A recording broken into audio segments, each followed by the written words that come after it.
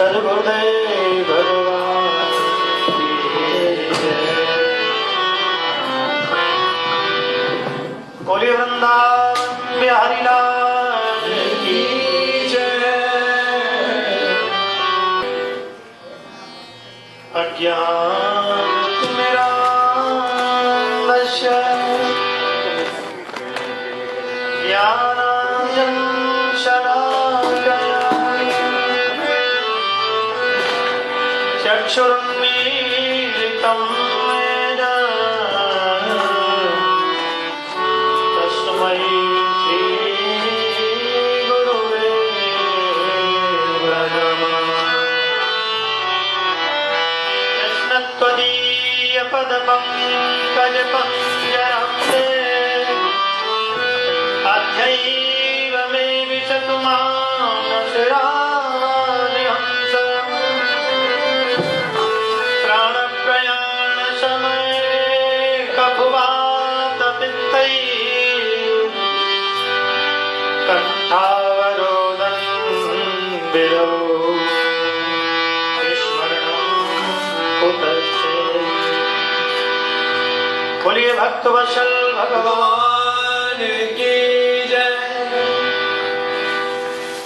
परम मंगलमय परमात्मा की दिव्य शक्ति, दिव्य कीर्तन और दिव्य लोग यहाँ पर विराजमान है।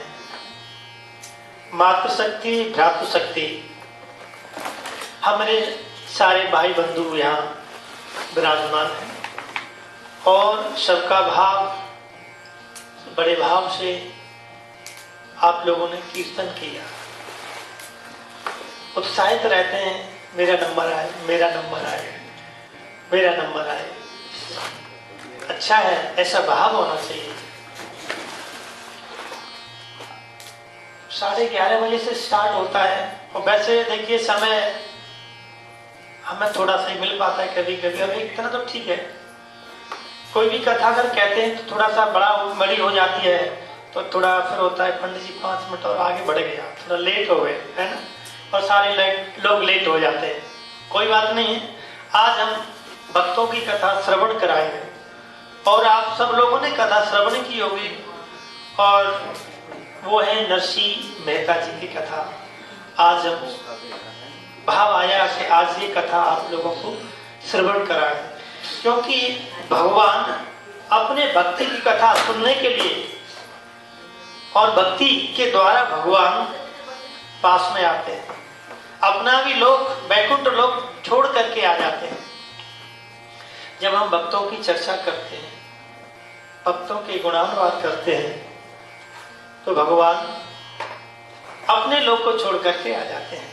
तो भक्तों की चर्चा करने से भगवान बड़े प्रसन्न होते हैं और भगवान स्वयं पास में आ जाते हैं। सुंदर कथा गुजरात की है, जूनागढ़, और इनको जीर्ण द्वर्ग भी कहते थे पहले, तो उनका नाम जूनागढ़ और गिरनार पर्वत पर है। और वहां पर कृष्ण दामोदर दास, माता लक्ष्मी गौरी और इनके बेटे बड़े भाई बंशीधर और 16 साल छोटे नरसिंह मेहता जी, और इनकी दादी थी जय कुमारी जी। तो नरसिंह मेहता, इनका नाम केवल दादी जी पुकारती थी प्यार से नरसिंह, और नरसिंह, इनका नाम नरसिंह मेहता था। नर माने मानव, सिंह माने शेर।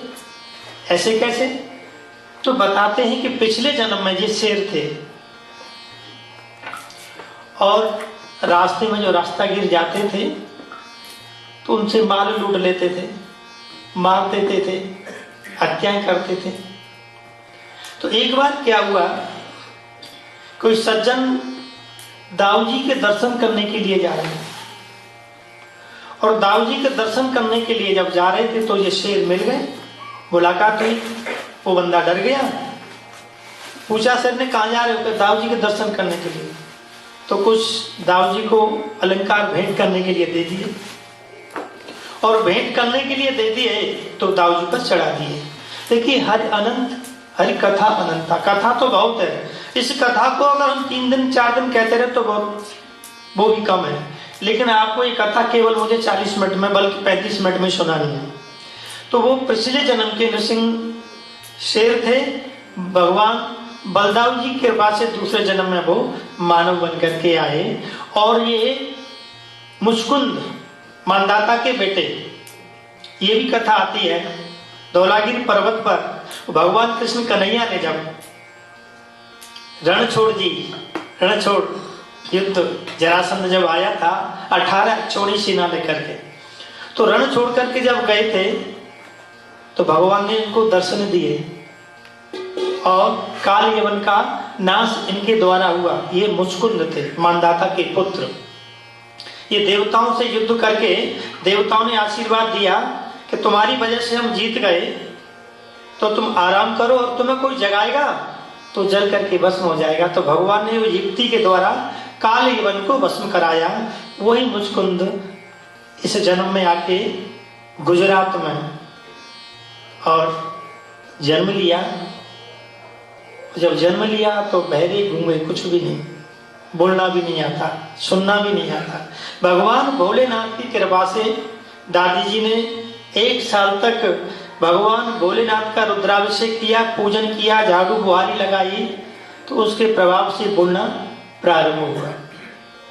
और इनके जो बड़े भाई थे वो कोतवाल थे, और उनको सब सुविधा सरकार की तरफ से मिली थी। लेकिन ये छोटे नरसी नाम दादी जी ने रख लिया, बड़े प्यार से रखते थे। और इनका जन्म हुआ था 1470 में, संवत 1470, और संवत चल रहा है 2080। मानो 610 वर्ष हो गए। और 610 वर्ष पुराना समय जब लौट करके जाएंगे तो कैसा होगा, वो प्रभु की बड़ी अद्भुत लीला है। और अगर 5000 5,500 वर्ष और पीछे लौट के जाए जहाँ भगवान ने अवतार लिया, तो वो समय कैसा होगा। हम उसी समय को याद करते करते अपने जीवन को धन्य मानते, कृतार्थ करते हैं। भक्तों की कथा सुन सुन करके हमारा जीवन धन्य हो जाता है। आइए हम उसी क्षेत्र पर चलते हैं, उसी स्थान पर चलते हैं जहाँ नरसिंह मेहता जी रहते हैं। मेहता का अर्थ होता है जो प्रमुख मुखिया, वो समृद्धशाली थे, पहले पैसा था खूब। तो ये बचपन से भगवान भोलेनाथ को ही अपना माँ बाप मानते थे, क्योंकि जन्म जब लिया तो माता पिता इनके चल बसे, और माता पिता जब चल बसे तो दादी जी ने ही इनका पालन पोषण किया। दादी जी हर जगह लेकर के जाती थी। दादी जी सोचती थी कि ये बालक है, बड़ा अबोध है, इसे विशेष ज्यादा ज्ञान नहीं है, बड़ा भाई इसका ज्यादा क्रूर है, क्या करूं। थोड़े बड़े जब हुए, पैसा खूब था, इनकी शादी कर दी। जब शादी कर दी, बड़ी धूमधाम से शादी हुई। और ध्यान देना, जब शादी जब होती है तो सारी रीति रस्म रिवाजें सब होती हैं। और शादी का अर्थ क्या है? अच्छा, आपको पता है शादी विवाह का अर्थ क्या है? बता दो। शादी, बिजली के 2 तार हैं, समझना बड़े गौर से। शादी करना क्या है? बिजली के 2 तार हैं, एक नेगेटिव होता है, एक पॉजिटिव होता है। अगर ये तार सही जुड़ जाते हैं तो आनंद ही आनंद हो जाता है, और अगर ये तार गलत जुड़ गए तो धमाका ही धमाका होता है। बस यही शादी का मतलब है। हाँ, यही तो जीवन है भैया। सही तार जोड़ने के लिए हम अपने बुजुर्गों के पास जाते हैं, गुरुओं के पास जाते हैं। जब तार गड़बड़ जाते हैं ना, हमारी तार पत्नी में बन नहीं रही है, बच्चे नहीं मान रहे हैं, तो गुरुओं के पास जाते हैं, बुजुर्गों से प्रार्थना करते हैं, तो वो फिर सही तार जोड़ते हैं, फिर सही व्यवस्थाएं, सही दिशाएं बताते हैं। और बुजुर्गों की दिशाएं और बातें मानेंगे तो कल्याण होगा। दादी जी ने शादी भी कर दी, आनंद से शादी हुई। और जब इनके एक बेटी हुई, और बेटी का नाम था रामा। 2 बेटी 1 बेटा हुआ। तो रामा बेटी बड़ी हुई, 18 साल की हो गई, और 18 साल की जब हुई तो पहले विवाह कर दे। पहले 11 साल में विवाह कर देते, अब तो समय हो जाता है। शादी की बड़ी धूमधाम से, दादी जी के सामने ही शादी हो गई। दादी जी ने अपनी पूरी सुख सुविधा व्यवस्था अपने नरसी नाती के लिए कर दी। अब ये बेटी बड़ी हुई, शादी हुई, और ये भी अपने सिरसागढ़ में मनसामल सेठ के यहाँ पर उनके बेटे उनके लिए पेवाई गए। अब नरसी जी क्या करते, दादी जी भी खत्म हो गई, वो भी चल बसी। दादी जी के जाने के बाद भैया के घर का काम करते और संतों के पास जाके सत्संग में बैठते थे। खाना खाया, घोड़ों की सेवा की, घर का काम काज किया, और संतों में जाकर के भगवान से प्रार्थना करते बैठते। सत्संग होता था और प्रभु से प्रार्थना करते थे, तेरा दर्श पाने को जी चाहता है। लगन लगी थी, और जहाँ लगन लगी हर नाम की, जिसको लगन लगी है वो तो वही जाकर के बैठेगा उस स्थान पर।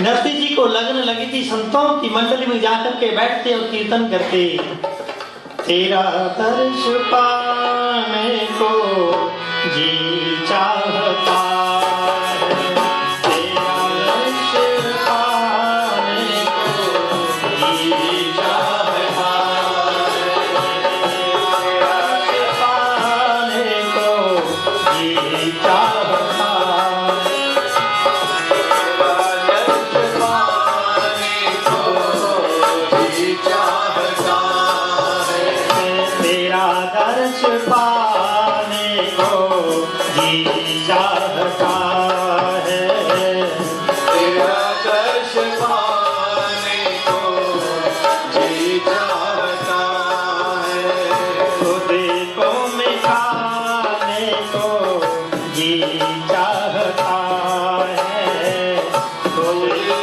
मिटाने का जी चाहता है, तेरा दर्श पाने को जी चाहता है, तेरा दर्श पाने को जी चाहता है, उठे शाम तेरी मोहब्बत का दरिया, उठे शाम तेरी मोहब्बत का दरिया, उसमें डूब जाने को जी चाहता है, उसमें डूब जाने को जी चाहता है, तेरा दर्श पाने को जी चाहता है,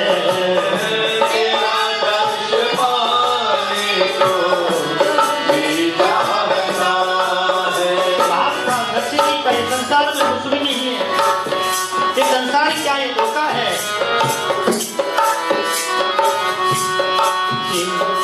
ये दुनिया है एक नजर का धोखा, ये दुनिया है एक नजर का धोखा, ये दुनिया है एक नजर का धोखा, दुनिया है एक नजर का धोखा, इसे छोड़ने का जी चाहता है, इसे छोड़ने को जी चाहता है, इसे छोड़ने को जी चाहता है, तेरा दर्श पाने को जी चाहता है, तेरा दर्श पाने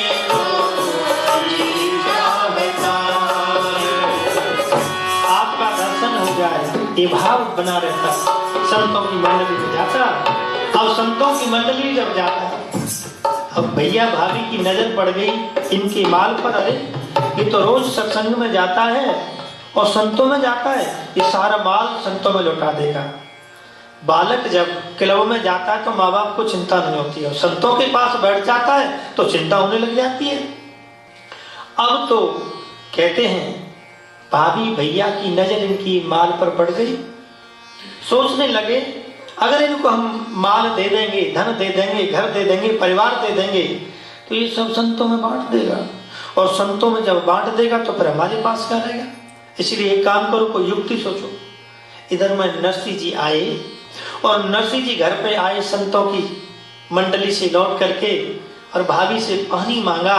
और भाभी ने जैसे ही कहा जब भूख लगती है तो यहाँ पर आता है और काम का समय हो जाता तो संतों के पास जाता, तो भाई ने ठोकर मारी, भगा दिया दरबार से, जाओ तुम्हारे लिए यहाँ कोई कुछ भी नहीं है। और नरसिंह जी ने कुछ भी विरोध नहीं किया, मोहल्ला को इकट्ठा नहीं किया, परिवार के लोगों को इकट्ठा नहीं किया।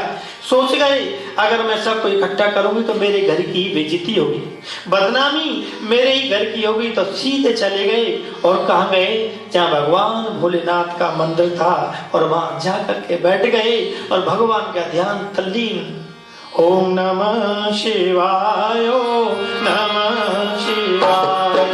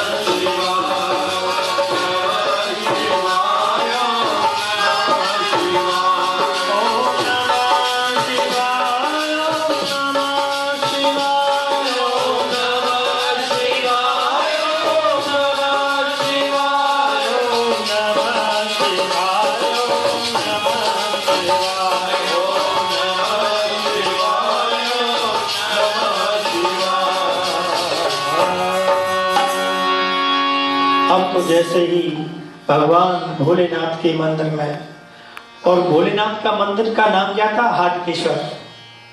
अभी ये मौजूद है वो गुजरात में। अब मंदिर में एक दिन निकल गया, 2 दिन निकल गए, भूखे प्यासे बेचारे लेट गए, शरीर में सामर्थ्य नहीं, उठने की सामर्थ्य नहीं। तीसरा दिन हुआ, तीसरे दिन भी कुछ भी नहीं मिला, और जब कुछ भी नहीं मिला तो अब तो शरीर में सामर्थ्य नहीं है। और जब पार्वती ने देखा, भगवान भोलेनाथ से कहा, स्वामी आपके दरबार पर नरसिंह आपका भक्त बैठा है, आपको बिल्कुल दया नहीं आती है। अरे एक नॉर्मल प्राणी के यहाँ पर कोई अतिथि आ जाता है तो पानी की पूछता है, खाने की पूछता है, सत्कार करता है। आपके दरबार पर 3 दिन से पड़ा हुआ है वो नरसिंह, आपको बिल्कुल दया नहीं आती है। भगवान भोलेनाथ चाहते थे कि भक्ति क्रिया करे। कहते हैं कि जब पार्वती आगे बढ़ेगी तभी तो मैं आगे बढ़ूंगा, तुम क्या चाहती हो? अरे चलो उनको कुछ न कुछ करो, आशीर्वाद दो।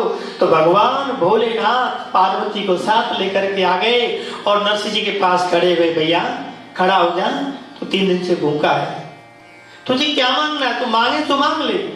अब संसार का मानव होता, हाँ साक्षात भगवान भोलेनाथ आए हैं, तो नरसिंह ने कुछ नहीं मांगा। हम 3 दिन के भूखे होते तो पहले कहते थे 56 प्रकार का भोजन मंगा दो, फिर क्या चाहिए, क्या एक बंगला हो जाए, फिर क्या हो तो 2-4 गाड़ियां हो जाए और बैंक बैलेंस हो जाए और बहुत बड़ा बिजनेस हो जाए। नरसिंह जी ने कुछ भी नहीं मांगा। नरसिंह जी ने कहा, प्रभु अगर आप मुझे देना चाहते हैं तो केवल आप अपनी प्रिय वस्तु मुझे दे दो। भगवान भोलेनाथ कहने लगे प्रिय वस्तु तो भगवान कृष्ण कन्हैया मेरे हैं। वो निरंतर उनके साथ निधिवन में रास करने के लिए जाते हैं, रास देखने के लिए जाते हैं। अब तो भोले बाबा फंस गए। नरसिंह जी ने कह दिया 3 दिन का नरसिंह भूखा, केवल क्या मांगा भगवान भोलेनाथ से कि आप अपने प्रिय वस्तु का मुझे दर्शन कराओ। भगवान भोलेनाथ ने कहा नरसिंह जी आपने तो ऐसी चीज दुर्लभ चीज मांग ली, वो तो बड़ी मुश्किल है, और वहां जब आपको मैं दर्शन कराऊंगा रास के दर्शन तो वहां गोपी बन करके जाना पड़ता है, फिर भी आपकी इच्छा पूर्ण करूंगा। तो भगवान भोलेनाथ जूनागढ़ से ले गए कहां पर, वृंदावन में, और वृंदावन में निधिवन है और निधिवन में निरंतर रास होता है। यहाँ इसको नरसिंह जी को एक मशाल दे दी, आप एक कोने में खड़े होकर के मशाल जलाइए और भगवान के दर्शन करिए। और जैसे ही भगवान भोलेनाथ गोपी वेश में नरसिंह जी को लेकर के गए हैं, नरसिंह जी के हाथ में मशाल पकड़ा दी, मशाल जल रही है और नरसिंह जी तो ऐसे मोहित हो गए भगवान के रूप को देख करके, टकटकी लगा करके भगवान को देखने लगे। और वहां नृत्य हो रहा है, रास हो रहा है, और कौन कौन है, राधा नाचे, कृष्ण नाचे, नाचे गोपी जन, राधा नाचे, कृष्ण नाचे, नाचे गोपी जन, मन मेरा बन गया सखी पावन वृंदावन, राधा नाचे, कृष्ण नाचे, नाचे गोपी जन, मन मेरा बन गया सखी पावन वृंदावन, राधा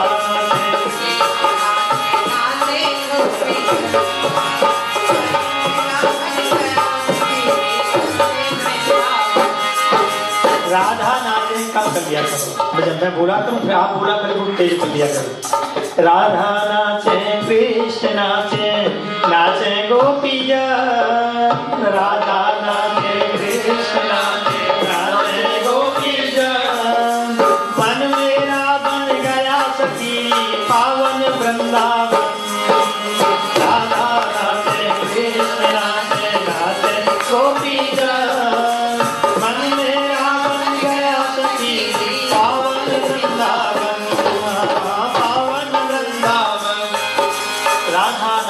कृष्ण नाचे, नाचे गोपी जन। उनको देख करके तो नरसिंह जी मुक्त हो गए, भूल गए अपनी देखा भान, भूल गए मैं कहाँ खड़ा हूँ। मशाल हाथ में लगी है, मशाल पूरी जलने लगी और नरसिंह जी का हाथ जलने लगा, बदबू आने लगी। इधर में राधा जी ने देखा अरे ये कौन मनुष्य खड़ा हुआ है, ये जलने की बदबू आ रही है, ये कौन है। तुरंत भगवान भोलेनाथ और कृष्ण जी लेकर के गए नरसिंह जी के पास, दर्शन कराए। भगवान भोलेनाथ ने कहा नरसिंह जी बस अब आपको ज्यादा इजाजत नहीं मिलेगी, अब आप यहाँ से जाइए। तो भगवान भोलेनाथ ने नरसिंह जी को कहा पर फिर जूनागढ़ में ही भेज दिया। गोपाल जी का मंदिर था और कहा आप यहीं पर रहिए और आपकी सारी व्यवस्था यहीं पर हो जाएंगी। भगवान अनंत आशीर्वाद दे करके अंतर ध्यान हो गए। भगवान भोलेनाथ की ऐसी कृपा हुई, गोपाल जी के मंदिर में अब तो नरसिंह जी सेवा करने लगे। वहीं संत मंडली और सेवा जब होती तो नगर की जितनी माता थी कोई दाल आटा ले लेकर के आती थी, प्रसादी बनाते और भोग लगाते और भगवान से प्रार्थना करते, भगवान का भजन करते।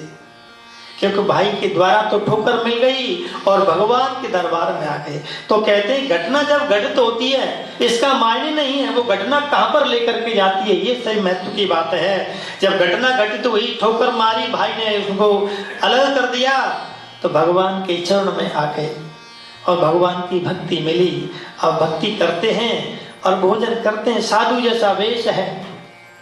इधर में इनकी बिटिया रामा की जब शादी की थी तो इनकी एक बिटिया हुई और जब बिटिया हुई तो बिटिया के विवाह की तैयारियां हो रही थी। इधर में मनसा सेठ ने कहा अपने बेटे से और अपनी इस बहू से, रामा से, बेटा हमारी नातनी की शादी है और भात के लिए अगर सामान कैसे आएगा, इनके बाप के पास तो कुछ भी नहीं है, और पत्र का अगर भेजेंगे तो कुछ आएगा नहीं, और नहीं भेजेंगे तो फिर वो उड़ाना देगा।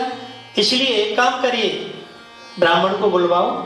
पंडित जी को बुलवाया, आंगन में बिठाया, बिठा करके भात की पत्र का लिखवाने के लिए लिख रहे हैं कि इतना माल लिखो। वैसे तो लेके आएगा ही नहीं, क्योंकि कुछ उसके पास है ही नहीं।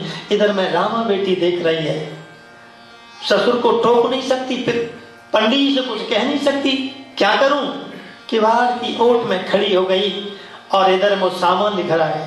क्या लिखवा रहे हैं देखिए, नमक, मिर्ची, हल्दी, मिर्च, जीरा, बादाम, पंचमेवा, 100 किलो, 100 मन, इतना सामान लिखवा रहे हैं। रेशम की साड़ी, सिल्क के कपड़े, जड़ी हुई बैलों की झूलें, और पूरे गांव के जितने बैल हैं उनकी झूलें, और गांव के लिए सोना चांदी, इतने इतने पात्र लिखा दिए। अब तो रामा बेटी डर गई, मेरे बाप को खाने के लिए कुछ भी नहीं है, और पत्र अगर पहुंचेगा तो मेरे पिताजी के तो प्राण निकल ही जाएंगे। अब पत्र पूरा लिख दिया। अब तुरंत अपने पति को बुलाया, अंदर बंद कर लिया, पैरों में गिर पड़ी, प्रार्थना करने लगी, मेरे पिता के प्राण मेरी झोली में डाल दो। पतिदेव ने कहा क्या बात है? कहा कि देखो जो पत्र लिखा है, और जब पत्र अगर ये जाएगा तो मेरे पिताजी पत्र को पढ़ करके प्राण छोड़ देंगे। और मैं अपने पिताजी से कभी नहीं मिली, 22 साल हो गए। इधर में रामा के एक भाई था, जब शादी हुई थी तो भाई 13 साल का था। भाई की भी मृत्यु हो गई, माँ की भी मृत्यु हो गई। पत्र आया था तो ससुराल वालों ने बिल्कुल बताया नहीं। क्यों? क्यों? कंगाल के यहाँ पर मेरी बेटी जाएगी, बहू जाएगी तो हमारी नाक कटेगी, इसलिए ससुराल वालों ने कुछ भी नहीं बताया।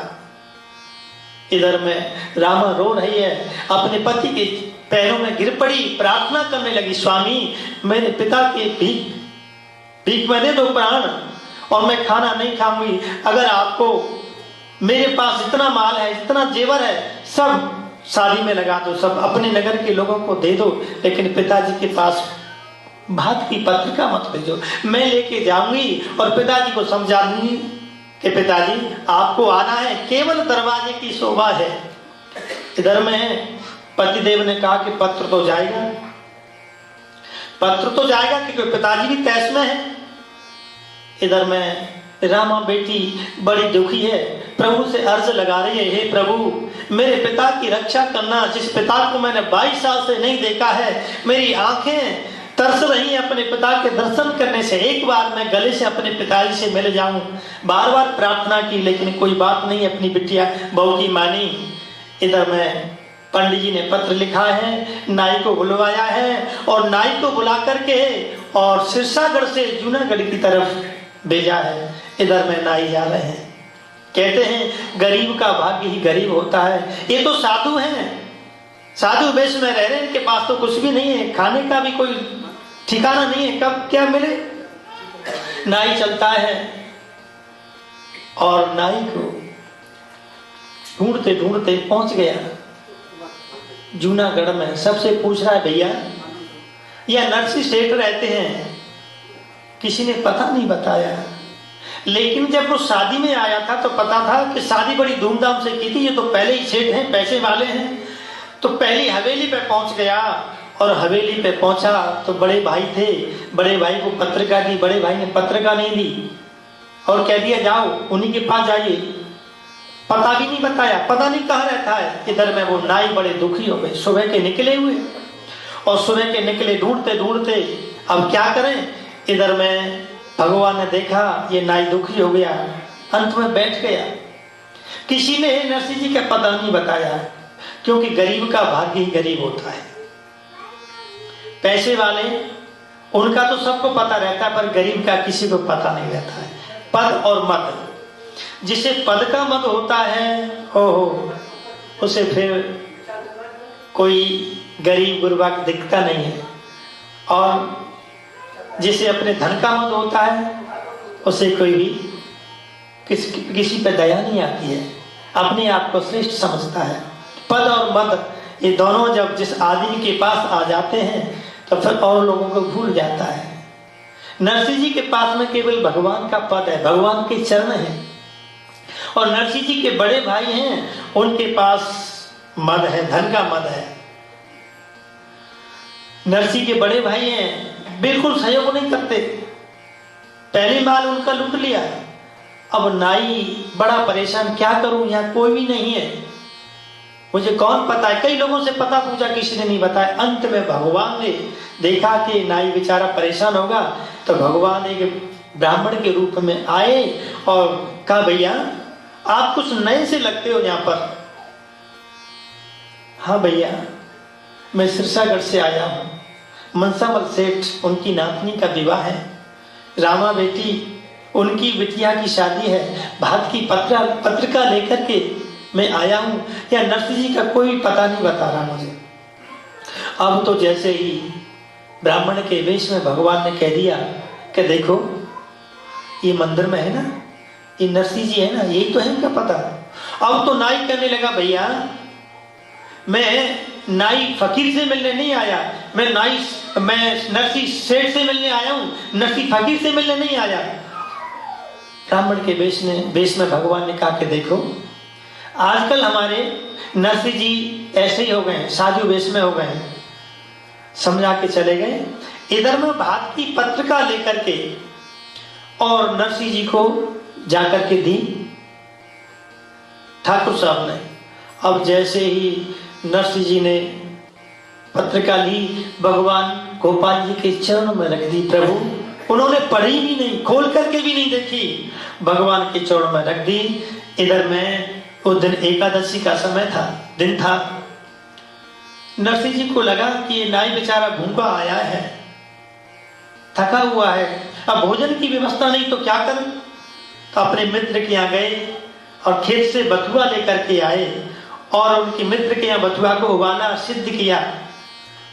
और इधर में भगवान से प्रार्थना कर रहे हैं, हे प्रभु क्या परीक्षा है, मेरे दरवाजे पर अतिथि आया है, नाई आया, उसके लिए खाने के लिए भी कुछ भी नहीं है।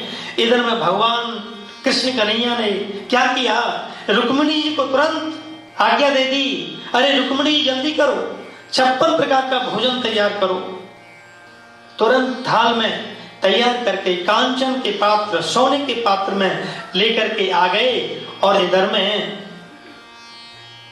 ये नाई सोए हुए थे, जगाया, ठाकुर साहब भोजन ग्रहण करिए, भोजन ग्रहण करिए। इधर में जैसे गमछा हटा करके देखा तो भगवान की सुंदर मूर्ति को देख करके वो ठाकुर मुक्त हो गया। इतना दिव्य रूप है। और जो खुशबू आ रही थी, सुगंधी आ रही थी, ऐसी खुशबू कभी देखी नहीं। तुरंत भगवान ने उनको कहा, ठाकुर साहब भोजन करिए। अब जैसे भोजन किया और भगवान अपने हाथ से पंखा हवा कर रहे हैं। ये सेवा नाई की नहीं, ये नरसिंह के भजन की सेवा हो रही है। अब तो जैसे ही भगवान ने भोजन कराया और भोजन करा के एक पसों सोने की मोहर और नरसिंह जी को दे दी, जी हमारी तरफ से आप बैठ लो, क्योंकि मैं नरसिंह जी का मुनि हूं।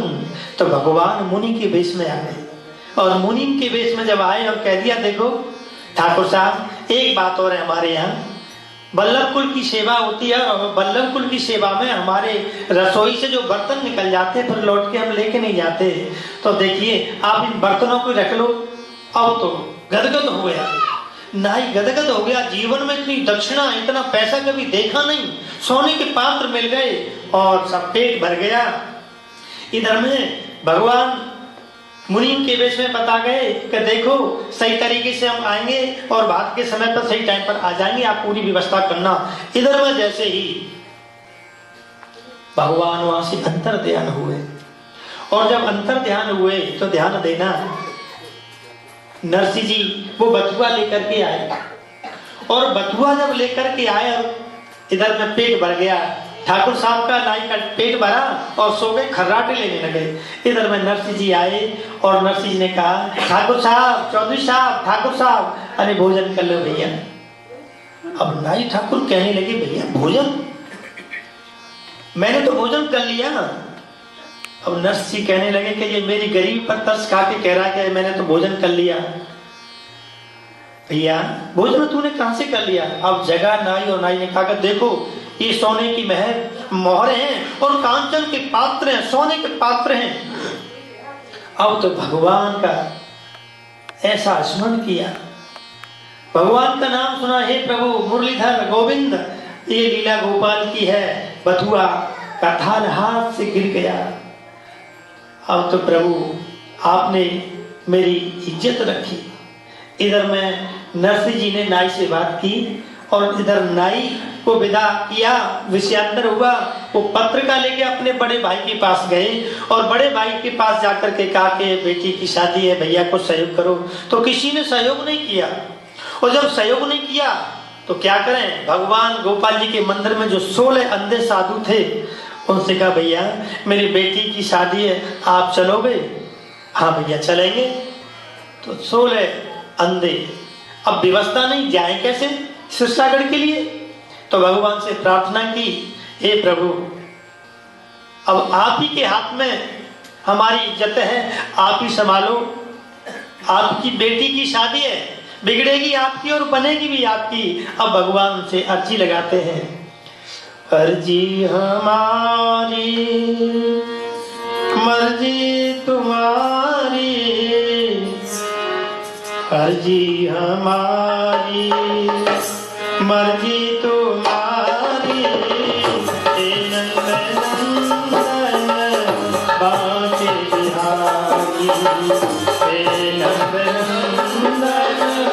बांके बिहारी, अर्जी हमारी मर्जी तुम्हारी, अर्जी हमारी मर्जी तुम्हारी, हे नंदन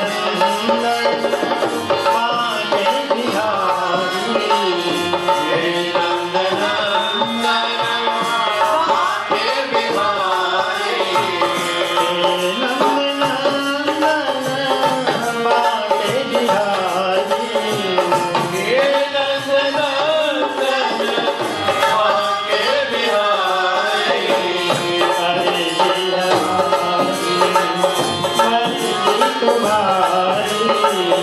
मर्जी तुम्हारी, मर्जी तुम्हारी मर्जी तुम्हारी।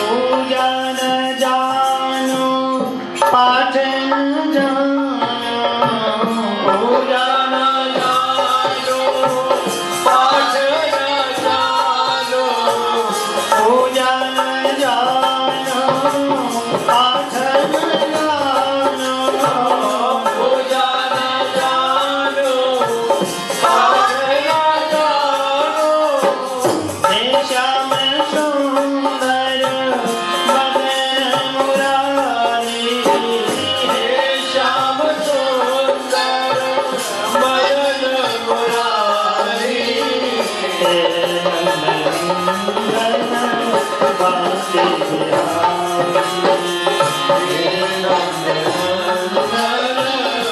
बांके बिहारी, हरि हमारी मर्जी तुम्हारी, मर्जी हमारी मर्जी तुम्हारी, मर्जी हमारी मर्जी तुम्हारी, मर्जी हमारी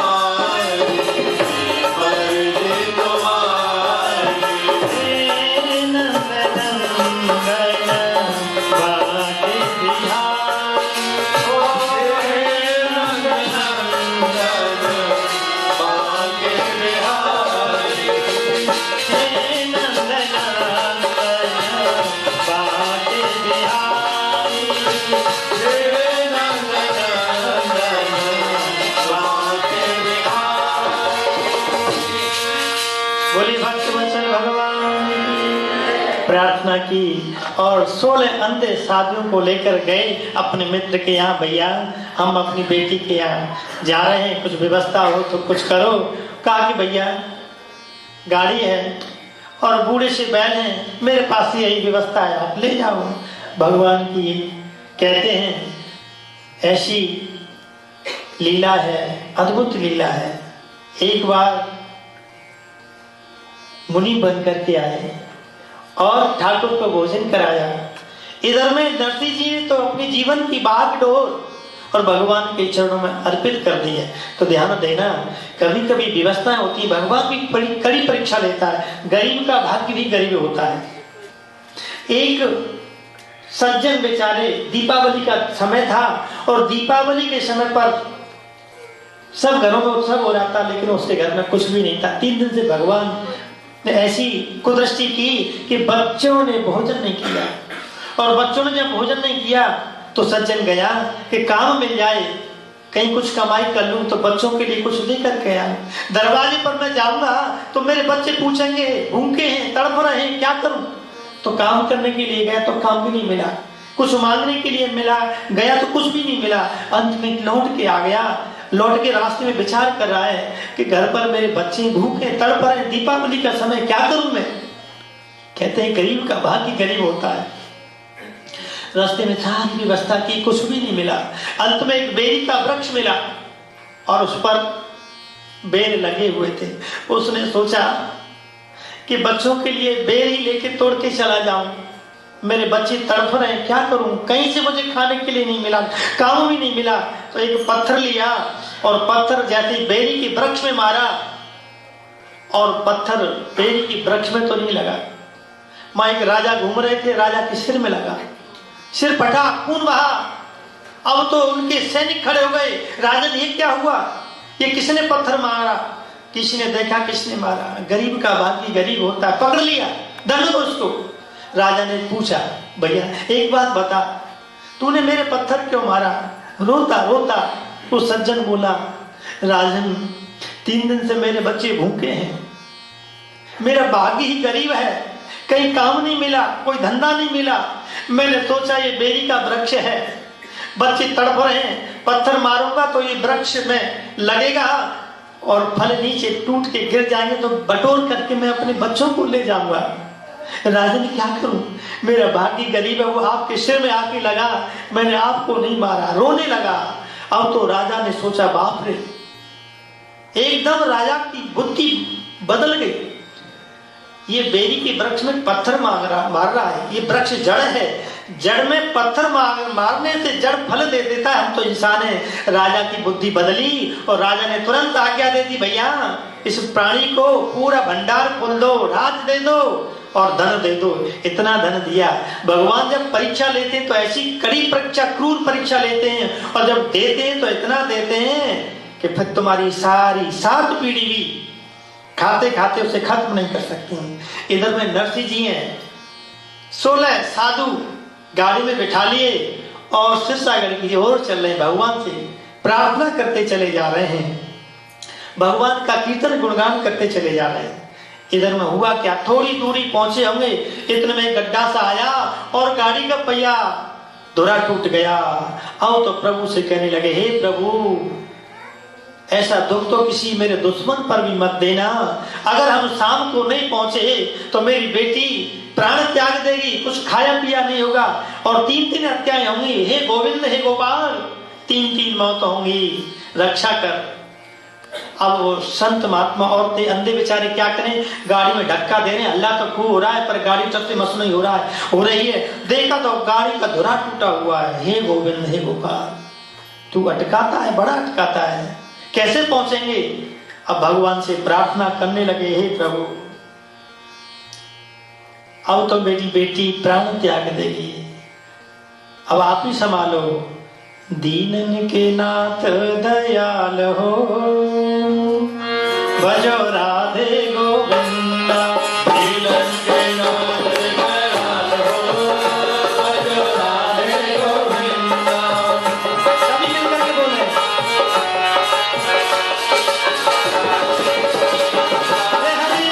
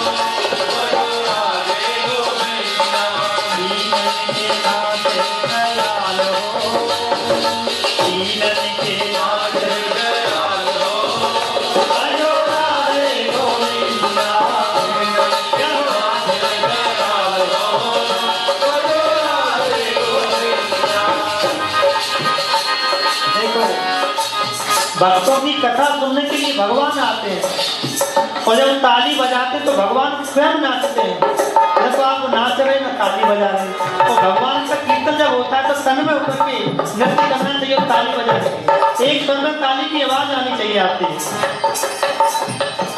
दीनन की नाथ दयाल हो,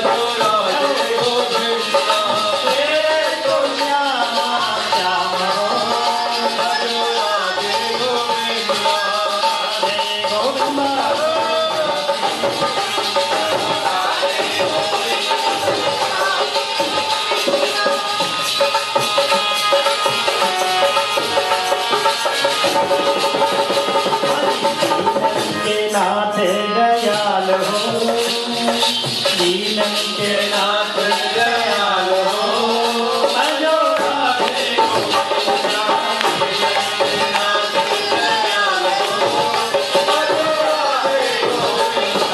मीरा के दीनन गोपाल हो, भजो राधे गोविंदा, मीरा के दीनन गोपाल हो, भजो राधे गोविंदा। अब यहाँ कोई है नहीं, भगवान से प्रार्थना की तो भगवान एक बड़े का वेश धारण करके आ गए, और जैसे ही देखा भैया आप कौन हो, कहा कि हम तो ऐसे ही काम करने के लिए निकल जाते। कौन?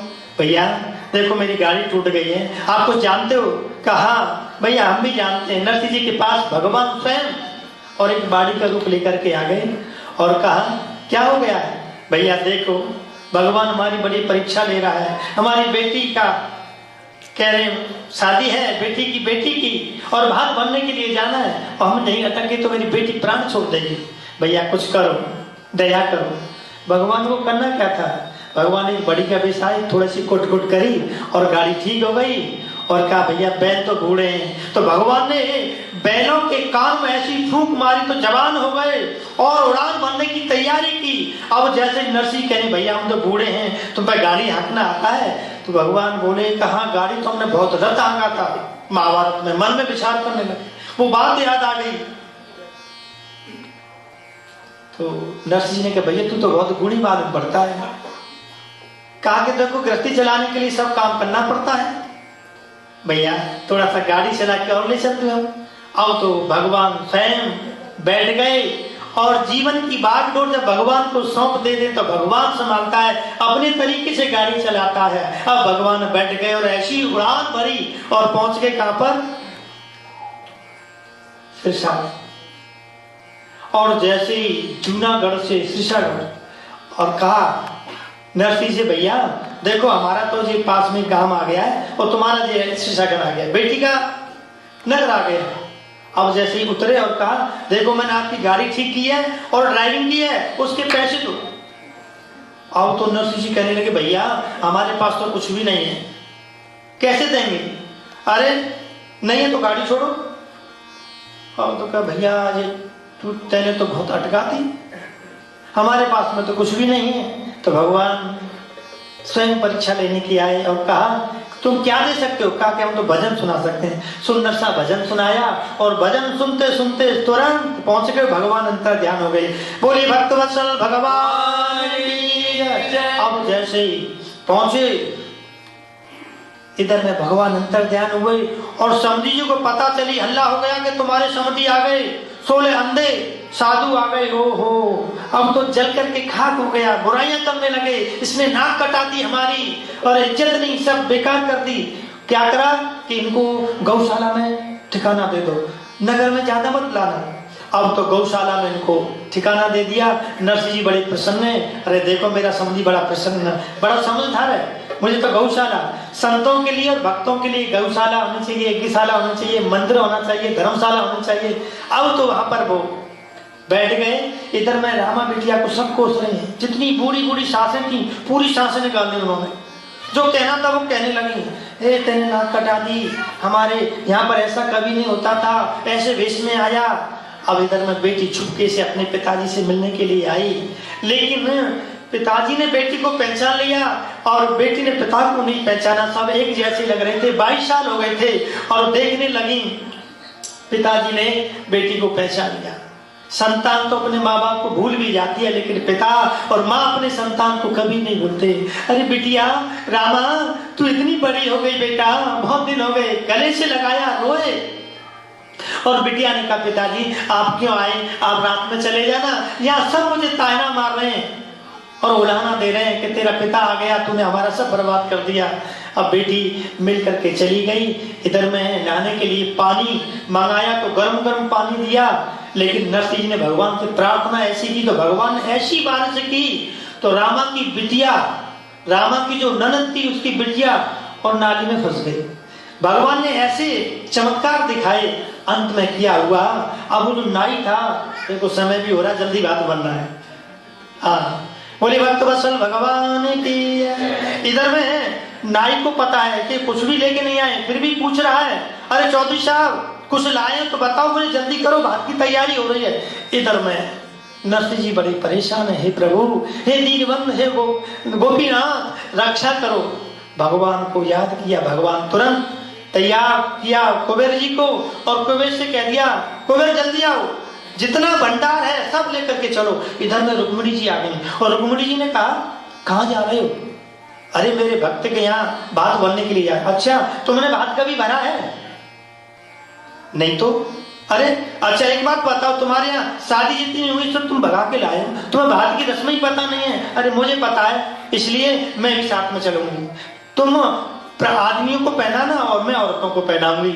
आओ तो रुक्मिणी जी भी सुंदर मुनीम का वेश बना करके और वो भी साथ में चली। जन जनाता हुआ रथ आया और जैसे इस साबगढ़ में आया, मनसावल सेठ को पता चली, अरे ये तो मुनीम आ गया, नरसिंह जी का मुनीम आ गया। नरसिंह जी को किसी ने पानी की नहीं पूछी थी और जैसे ही रथ पर रथ गए भरे हुए, अब तो साफ सेवा हो रही है। तुरंत नाई को कह दिया मनसावल सेठ ने, अरे इधर आओ, जल्दी आओ, बाल्टी भर भर के मेवा की, खीर की, हलवा की, सब्जी की, पूरी की और टहनियां जा रही हैं। अब सेवा हो रही है, माल की सेवा हो रही है। नरसिंह कहने लगे, ये क्या कर रहे हो? भगवान ने कहा, देखो अब मैं आपका मुनीम हूं, मेरी पोल मत खोल देना, मैं जो करूं वो कहूं, जो करना मैं आपका नौकर बन करके आ जाऊंगा। कहते हैं भक्त के बस में है भगवान। अब तो नरसिंह जी लेकर के गए। मनसावल सेठ का जो अहंकार था मैं चूर चूर हो गया। इतना सामान, अब भात की तैयारी हो रही है और भात में जब भात भरने के लिए जब कहते हैं पत्रिका निकालो, क्या क्या सामान था, क्योंकि हमारे पास तो पत्रिका नहीं है, रखी थी, फिर भी भगवान ने कहा कि आपने अपनी पत्रिका निकालो और जो जो पत्रिका में था उसका दूना दूना दूना दूना करके दे दिया। और अंत में फिर क्या हुआ, समधी जी को नरसिंह जी के द्वारा 10-10 करोड़ की, लिखा है 10-10 करोड़ की कपड़े और रत्न जड़ित मणियों से जड़ित कपड़े इनको भेंट में दिए। और अंत में क्या हुआ, पूरे नगर के लोगों को दिया। इतना सामान हुआ, गली भर गई, आंगन भर गया, छज्जे भर गए, छतें भर गई और कमरे भर गए। इतना भात भगवान लेकर के आए और मनसावल सेठ का अहंकार दूर कर दिया और चरणों में गिर पड़ा। तो भगवान ने कहा, मेरे चरणों में नहीं, आप नरसिंह के चरणों में। सारा अहंकार भगवान ने, तो भगवान किसी का अहंकार नहीं रहने देता। और इसमें हुआ क्या, इधर में है फिर लास्ट में रामा भगवान से मिली है और मिली है तो कहते हैं जब बहन भाई से मिलती है, क्योंकि रामा का भाई तो पहले ही मर गया था, लेकिन भगवान भी भाई का रूप बना करके कहा कि मैं ही भाई हूं। और गले से जब मिली है तो रोने लगे। अपना दुपट्टा जैसे ही निकाला और दुपट्टा जब निकाला तो मुरली भी दिखाई दे गई, वहां एक ब्रज की गोपी भी दिखाई दे गई। अरे रामा, ये तो तेरा भैया नहीं है तो जगत का बाप है, अब इनसे कुछ मांग लो। हरि राम हरि, आज कन्हैया घर में आ गए। हरि राम हरि, आज कन्हैया घर में आ गए। हरि राम हरि, आज कन्हैया घर में आए। इनसे बंसी लियो ने कब बजो भाई मेरी राम हरि, आज कन्हैया घर में आए। मेरी बिटिया